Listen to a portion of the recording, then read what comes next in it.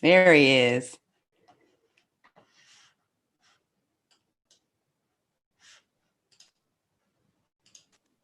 Hey, Jeff. Michelle. How are you doing? How are you doing? I am so sorry. You want me to throw on a jacket real quick? Yeah, go ahead. I'm going to just start introducing the show and I'll bring you on in a bit, okay? Delva, like, where the hell are you? Okay, on a jacket. I'll see you soon. Okay. I know. Hey, everybody. I am so excited. This is the No Thanks Rockstar to Rockstar. Yeah, let's do it like this until Dr. Jeff gets back. The Rockstar to Rockstar Fireside Chat series. This is number 2. We first had Cheryl Grace 2 weeks ago from Nielsen, and I am Cheryl Grace, formerly powerfulpenny.com. Yes, indeed, y'all, we're having conversations about this book right here. No thanks. 7 ways to say, there we go. 7 ways to say, I'll just include myself, a guide to rockstar leadership for women of color in the workplace. Look, I am so excited because we're going to have a conversation which is really at the heart and soul of this book. And while there is a lot to say about understanding your value, digging into your story, and uncovering that value, and there's Dr. Jeff coming to his place.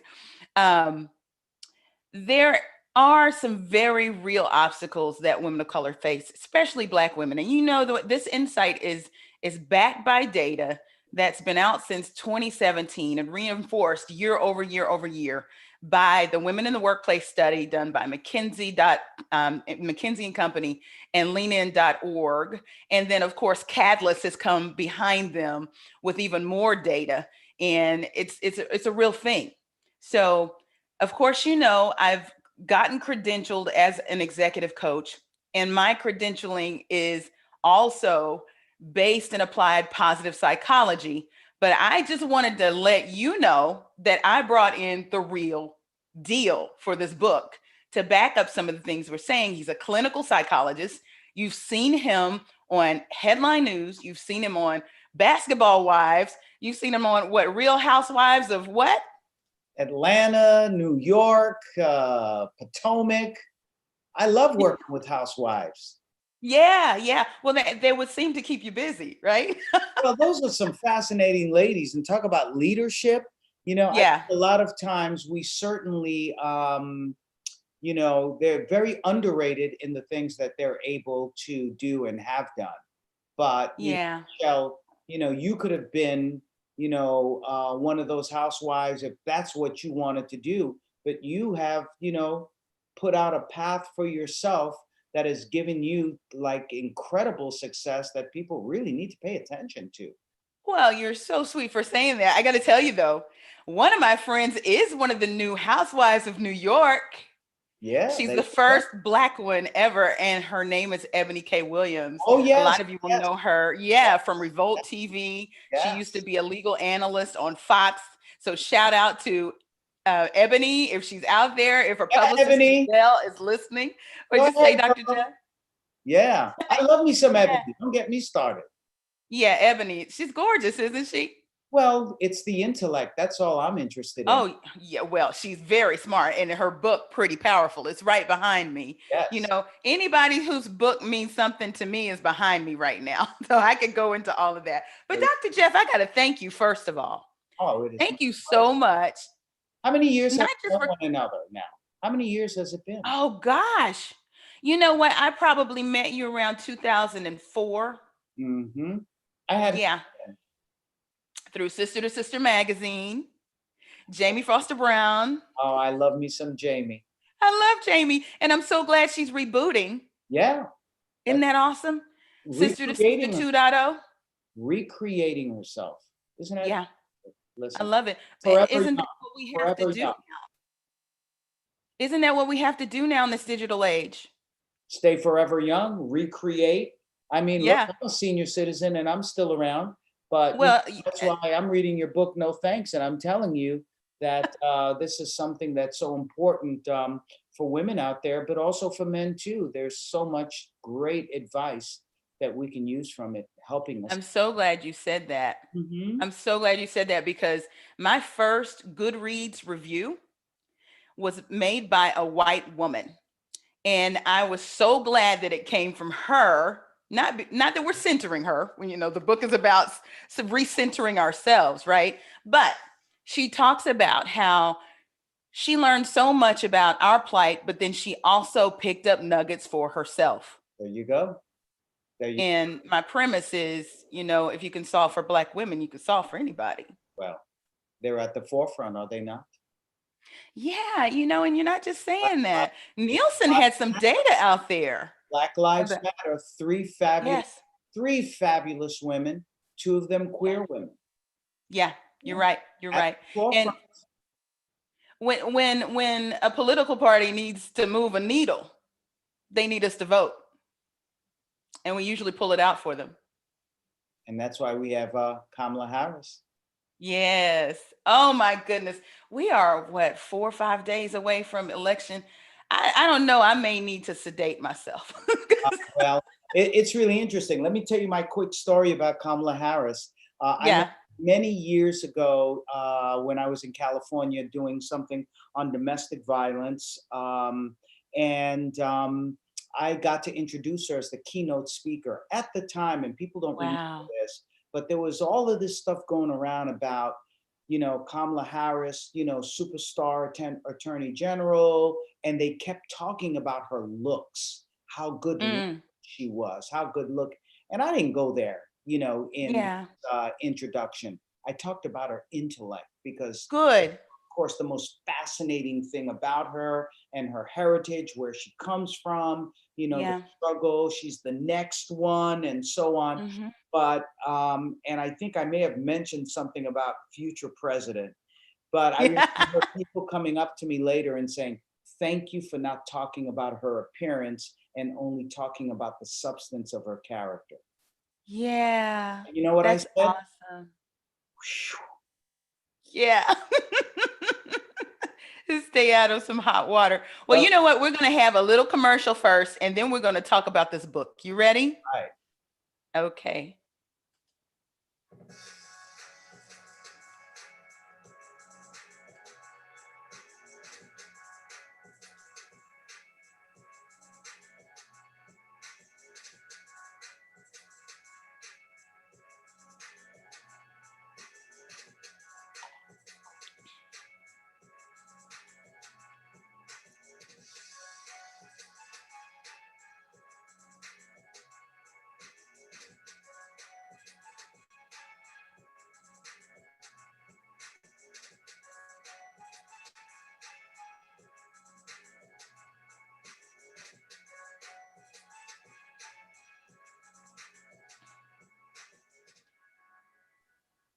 All righty. Hmm. We are back. Yeah. We are back. It takes And a you know rock what, star leader. It Dr. takes Jeff? a rock star leader. Yeah. You know what? It seems so appropriate to name it that because the people that I lined up in the book, all Mm. rock stars. And I talk about rock star leadership frequently when it comes to the different tips that people can engage to rise above just mediocre leadership because we got a lot of it. We're not mentioning any names. And we have some Well, horrific. there's mediocre and then there's a Right. catastrophic failure, right? But we're not going to talk about anybody today. No, we're Not not going to do that. right. But thank you so much, Dr. Jeff, not just for coming on this show, but also being a part of this book Yes. And and the thank conversations that we've had in the past. yes. Yes. Yeah. Let's have some The more. com- yeah. We started having these conversations on the Culture Soup podcast. Hmm. I remember, of Do course. you remember 4th of July, Yes, absolutely. 2019? Yes. I don't remember And much anymore, but I remember that. you do. That's great. But we talked about how privilege is as American as apple pie. Yes. But we also talked about all the different layers of it. And it's so important to have that context before we have this conversation. I keep turning it the wrong way. And I think people assume that we only talk about white privilege in the book. It is important to the book, but it's not the only kind of privilege. Hmm. Hmm. From your perspective, talk to us about all the different kinds of privilege there are. Well, there is a lot of privilege, and if you're not part of that privilege, it certainly can put you at a disadvantage. But the important thing, and I know what you've always talked about, is recognizing that there are people out there who are doing things that it's not because of their privilege. It's not about hating. It's not about putting them down. It's not about complaining about the advantages they have, but it's about learning about these different types of privilege. It's about infiltrating and going in and learning, for example, that if you go into a company as an intern, you're not necessarily making any money or very little money, but it does give you the privilege of getting that gig before someone who comes in on the outside. So you have to learn how to Absolutely. make privilege work for you. And of course, we talk about white privilege all the time. That's part of a systemic racism. But once again, if we know where it comes from, what it is, how we can begin to sidestep it in order to get the things that we need, in order to know how it works, so that we can learn the rules of the game and be able to navigate, then that's what makes us, puts us in a position to take advantage of that privilege and create our own privilege. Yes. It's interesting. I first started to publicly talk about my position around the concept of privilege in 2019, and I started to speak at venues and actually bring it up. And at some point, I remember being on a panel and we were talking about building your tribe and leveraging your own privilege in order to speak up for other people. And a Latina woman stood up and had a question for me, and she said, "You know what? I am I'm confused because on the one hand, I know that I'm not privileged because I'm Latina, and I worked hard to get where I am today." She said, on the other hand, I know that I have more privilege than some of my brothers and sisters and some other people that I come into contact with. Is it possible to have privilege and not have privilege all Mhm. at the same time? That's right, and that's exactly what she's saying, because quite often we talk about black and brown people. We always put the black before the brown. I like to Hmm. put brown before the black because it allows us to be more inclusive. But we do know, for example, President Trump has a very strong support from some segments of the Hispanic Hmm. Hmm. population. Those are the individuals who have privilege and don't want to lose their privilege. The privilege Yeah. may come from, what, a country they come from, which is considered to be, either South American or Caribbean, or, a a Latinx based country. But we know that skin color has a lot to do with that. There's a privilege. Yes. But that's Yes. not to say that brown people who have light skin are, the enemy of the rest of the Latinx population or the Black population. Many of those people, whether they may vote for Trump or not, and many do not vote for Trump, I would say, most likely. Some do, a certain amount of the population do. But those are the individuals who say, hey, listen, I've got this privilege here, Hmm. but you come with me and let's share this privilege. I'm going to open up a Yeah. few doors for you that would have never been opened. But I think what we're seeing with this situation with Trump is some people are afraid of losing that privilege, and they think they will lose it if this president is no longer there. So this privilege Right. thing is very real. Some people have it, some people don't. Some people have it and don't have it. It allows Yes, you to go only so far, but much further than many. So we've got to absolutely. really be aware of what privilege is all about, but how we can make it work for everyone. Absolutely. You and I talked about the kinds of privileges that you and I have. We have I- educational yes, privilege. yes, yes. You know, it's not to be taken lightly to be a scholar Right, and, right. and be I, able to that's get right. into rooms that other people cannot. That's right. You have privilege as an author, entrepreneur, executive life coach. I have privilege as a psychologist, as a senior citizen. You know, I can walk into rooms because of my age, because I'm in my 60s, and be able to talk with certain individuals and get respect from certain individuals that I wasn't able to do when I was in my 30s. They're like, who's this young upstart or whatever? Yeah. I don't see age as a negative thing. I see it as a thing of more of privilege, but privilege that's been earned, right? Yeah.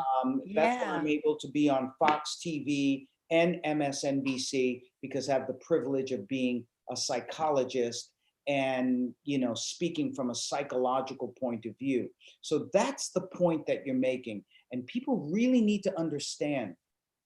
Earn that privilege, find out about the privilege, be educated, and know what your Yeah. privilege is. Know what your privilege is and how you use that, how you monetize it, how you're able to utilize it in a way to open doors for you and for you to be able to reach your potential in a way that you perhaps would not be able to do without that privilege. Right. What is your privilege? Do some soul searching. What is your Hmm. privilege? And again, it's not to demonize anyone. In fact, Oh, when I share about this book, the villain in the book is fear. mhm, It's the one thing that holds all of us back when it comes down to what it is that I want to do, but I'm not doing it. mhm, It's fear. And some of the fears are very real, that's for sure. yeah, I'd like to touch on one more kind of privilege that confuses people because you can have this privilege and not have another privilege, and that is financial privilege. And I'm thinking specifically about professional sports mhm, athletes, right? mhm, Professional athletes mhm, who have the privilege of the money, the fame, the clout that comes along with being in the NFL or the NBA or whatever, NHL, whatever it might be. mhm. At the same time, if you have the skin color that's darker and people identify you as black or brown, you can still be stopped by the police. That's right. That's having People privilege, don't get not that. having privilege.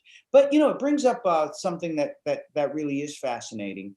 Um, when you have that kind of privilege, when doors open for you everywhere, when you have the money, when you have the fame, but still are treated as if you don't have privilege when you're Yeah. when you're driving a car. What is the psychological toll and damage to that individual Mm. versus the one who perhaps never had the privilege and they expect that to happen? So it is shocking, shocking for that person who has the privilege. Now, of course, I would never say the one who has privilege and is stopped, their woes are larger than the person who may not have privilege and they're stopped often. I mean, trauma Hmm. is trauma, but we have to really be aware that brown and black people, no matter what their privilege is, or no matter the lack of privilege, are traumatized every day. And I'm Yes. trying not to speak in hyperbole, but in a way that the reality of being black and brown, Yeah, absolutely. and So and that you can't go rely on ahead. privilege. You can't rely on privilege alone. That No. will help you. Yes. It's important to know your privilege, but know that you can't skate on your privilege. whatever that is, whether it's education, whether it's money, whether anything that you think may give you that leg up. Yeah. So this is a great way to tee up the conversation about the book. You show up in chapter 8, and there are 7 affirmations in the book. And the reason why we have affirmations is because if the villain in the book is fear, that means that we are dealing with tons of negative self-talk, right? Saying, oh, you can't do that because that's scary. Or gee whiz, somebody might call you, hard to work with, or, an angry Black woman, whatever it might be. That fear keeps us from moving forward. So the book literally is an executive coach in a book. And by that, I mean that while there is advice inside the book, coaches ask powerful questions to get you to think and to get through those blockages, accelerate your motion forward, give you clarity about it. So each one of the chapters has an affirmation. Well, most of the chapters do. There's 7 affirmations. That's what the 7 ways to say is all about. And this is the affirmations or the positive self-talk that you can do that would help you to overcome these negative aspects. So I want to say that this is the first time I've given away an affirmation live outside of the book. I haven't even posted one, right? So affirmation number 7 is, I will take positive cues from white privilege because I'm entitled. So now we're going to get really meta when we talk about privilege here, because we've talked about privilege as a way to open doors for some, if you are centered, right, in whatever space you might be in. But what we're talking about here is actually leveraging the positive aspects of what a lot of people see as negative, white privilege, which can be positive and negative. We found out in the book, there are all sorts of privileges in the book before we get to chapter 8. In fact, in chapter 2, I make the comment that I happened upon a pocket of Black privilege within a very white company. And my excellent performance got me an invitation to that dance, right? Right. The other thing is, one of the anecdotes that's in this very chapter talks about a positive aspect of white privilege. In fact, it came from a friend of ours who was a white male, still is, very, very senior individual, who overheard a conversation that about 3 African-American sisters, polished to the T, fine people, fine cars, fine clothes, what you will find in corporate America. After we came out of a diversity and inclusion conversation, having the meeting after the meeting, right? So all 3 of us are sitting there and we're like, girl, you know what? They really should have said X, Y, and Z. I can't even remember what we were saying, but I do remember this. I said, I couldn't say that in that meeting, because if I'd said that out loud, you know what they do to somebody like me? And we all said, like, yeah, girl, And this person, very high ranking person, walks up and says, why wouldn't you say it, Michelle? And we all stopped and looked at him. And he said, I'd say it, and let me tell you why. And this was something around racism and anti-Blackness. And he said, I would say it, and let me tell you why. What would they do but take my job? And this is the clincher. I'd just go get another one. And that's when it just shook me to my core. Why didn't I think like that? Why didn't all 3 of us think that way? We have credentials, we have educational privilege, right? We had corporate privilege, we were skilled, we could go anywhere, but something in our minds told us, no, you can't do that. It hit me in that moment that he had a degree of privilege because he didn't have to fear some of the things that we feared that are very, very real, that he did not see parents model a certain behavior. My parents, they worked through the 60s and the 70s, right? You kept your head down and you just worked. you didn't kick up dust about diversity and inclusion. And then it hit me. It was something positive that this man brought to the table that he wasn't even aware of. And we talked about it, you and I quote you in the book. I'm going to read it, okay? Yes. And then I want you to comment on it. You got it. I asked you a very, you called it a provocative question on the Culture Soup podcast. And that was, what positives can people who are marginalized or on the outside of white privilege, what can we take that's positive from white privilege? And this is what you said: people can take and apply to themselves self love, knowledge of self, an awareness of one's value, and the tendency to act boldly. And I took that and said, you know what? Those are positive affirmations that we could flip and Mhm. use to our advantage. And this is where the idea of flipping privilege comes from. So, Dr. Jeff, That's right. So let me rephrase that and say it in yes, much more, even much more simple way, just for now. Though the way it's in the book is, I think it's just perfect because you rounded out the edges on it too. Let's be honest. But don't hate the player, hate the game. yes, Not just don't hate the player, hate the game, but learn the rules of the game. Learn there you how to go. play it. See, so the whole thing about white privilege and, now thank God for Black Lives Matter is because we've started talking about white privilege as being part of institutional racism. How is it that, so many of these, corporations and institutions and different types of companies and so on, how is it that we see racism is expressed? Well, here it's what we call this unconscious racism. It's not Mhm. something that is intentional on their part, but it's something that has been with us for hundreds of years to the point where it's part of the bricks and mortar psychologically Yes, culture of not just our society, but the byproduct of society, the institutions, the companies, and so on. So it's not about, pointing fingers, you bad people. It's about getting them to recognize that there is white privilege, that having a skin color or identifying as a white person or, something similar, um, they are able to be let into a club much easier than the rest of us. yeah, And it's not done intentionally. Again, it's part of stereotypical thinking. It's part of, an upbringing where we feel good about something because it's around us all the time, right? and you know what? So we This is have what, to, mhm, well, let me just say very quickly. And so okay, we have to learn, you know, how that happens. And therefore, how do we infiltrate that system? How do we find out what it is that they like?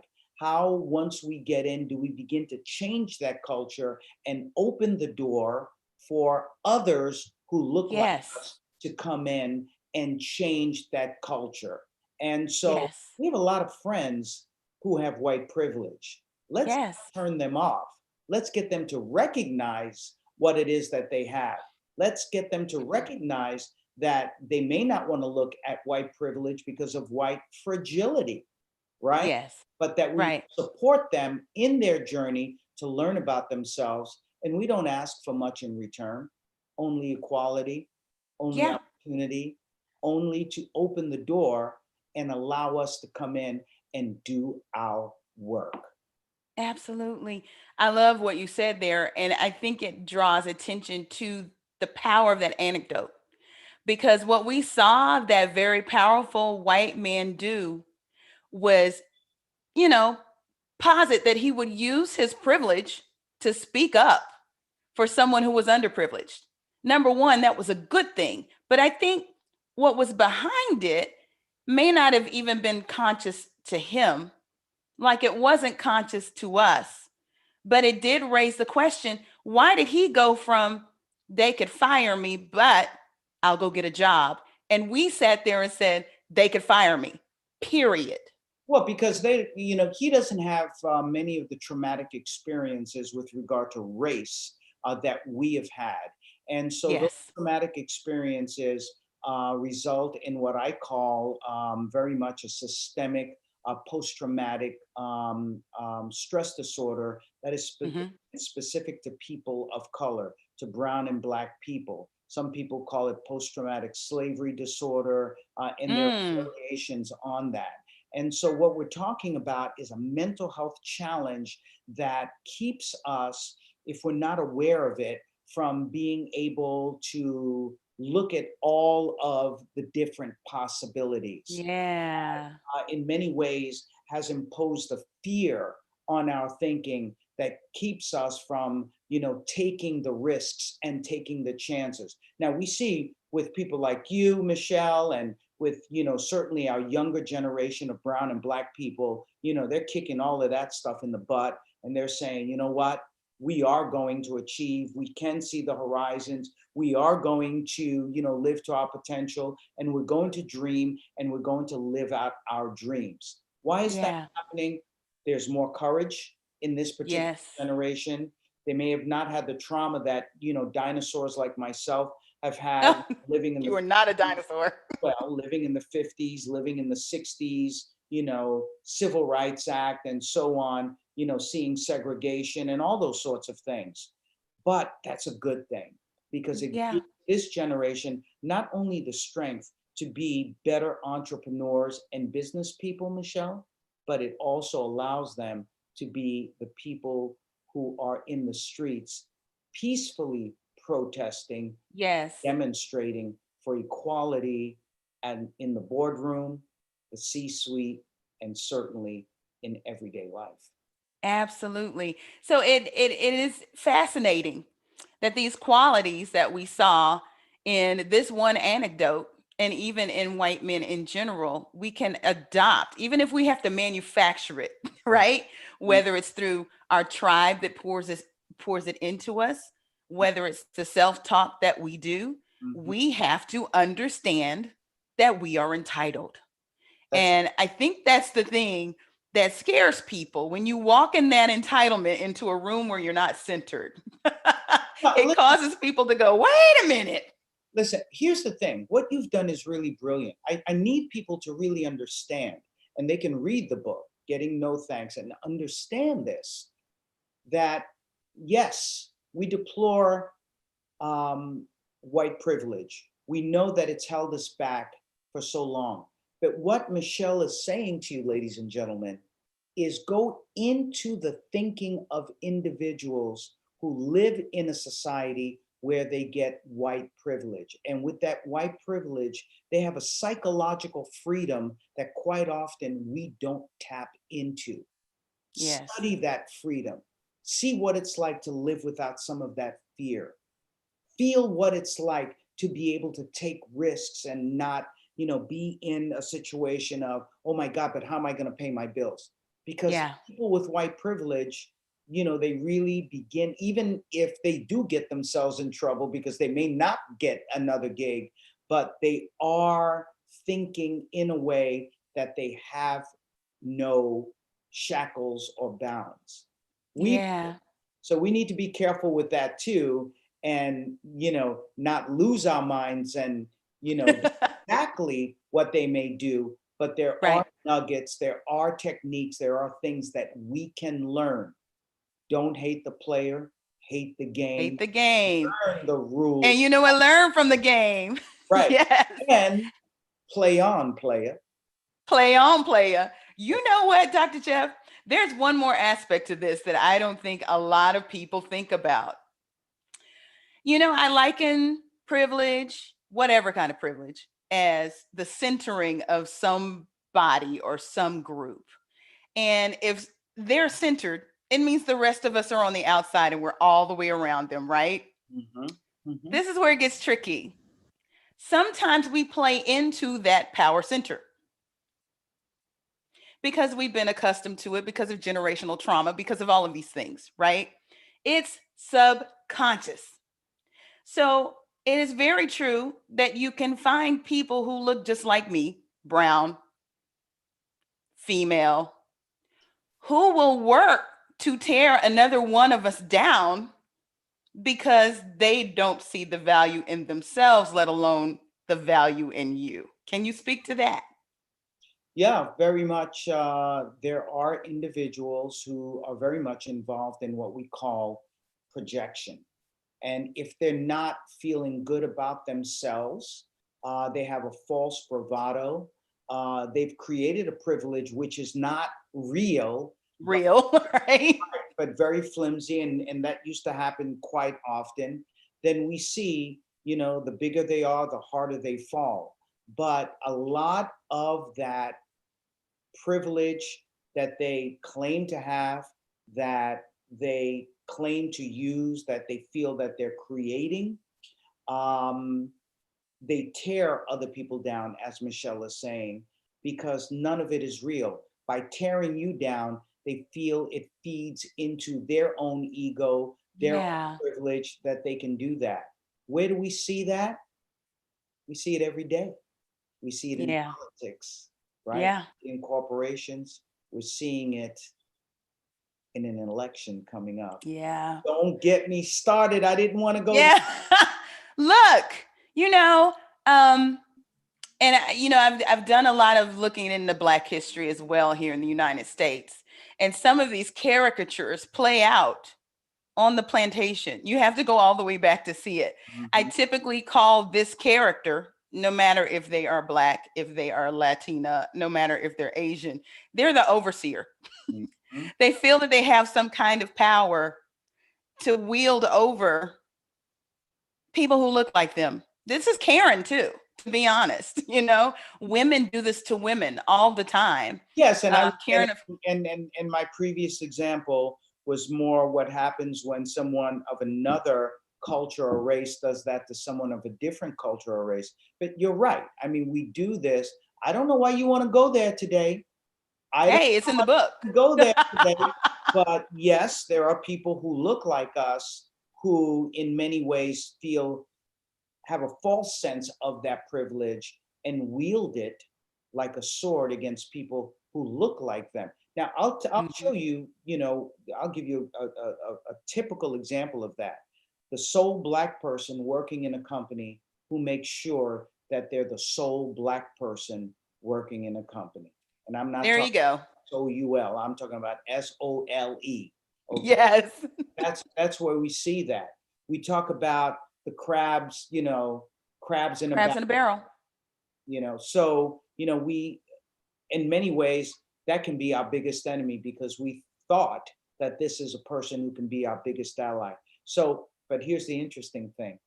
Sometimes we do that as people of color and are not even aware of it. And so That's what I'm talking about. we have to do our soul searching and not be afraid of sharing, Yeah. giving up Listen, you know what? to bring. Core to my platform is Right. authenticity, and authenticity is very important to real rock star leadership. That's right. And the fact that I can admit that I have gone into rooms before and assumed somebody was in charge, not even consciously, Mhm, but it had more to do with who that person was, and it may have had something to do with race too. mhm, mhm. It's been done to me, and then I have to snap myself out of it and say, wait a minute, what am I doing? That woman could be in charge. Well, and that's part of implicit bias that we do have, and it's important that we all pay attention to it, not just for society's sake, but when we're involved in business, when we're involved in industry, implicit bias can really destroy your work if you're not aware. And if you're able to look at what that implicit bias is and work on that each and every day, that only makes you that superstar, that rock star that you talk about, because you have less of the psychological shackles that keep you in a place where you're not able to not only look at your potential, but realize the potential of someone else who can be part of your team. Yeah. Wow.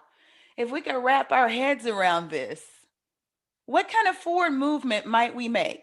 That's right. That's right. Look, I mean, we're out there. Black Lives Matter. The movements are out there. We're changing the world. We're changing society. We're changing the industry. But we've got to have a plan. Yeah. Got to have a plan.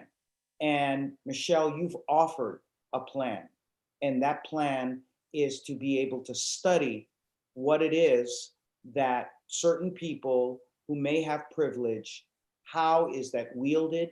How does it come about? But what are the things that they think? How do they operate? Who are they? And how can we use that knowledge in order to be able to break that glass ceiling, the secret knowledge, make it not so Yeah. secret, and to allow others who are Black and brown and LGBT and all other communities Accessibility. to be able to come through the door, because the answer is love and diversity.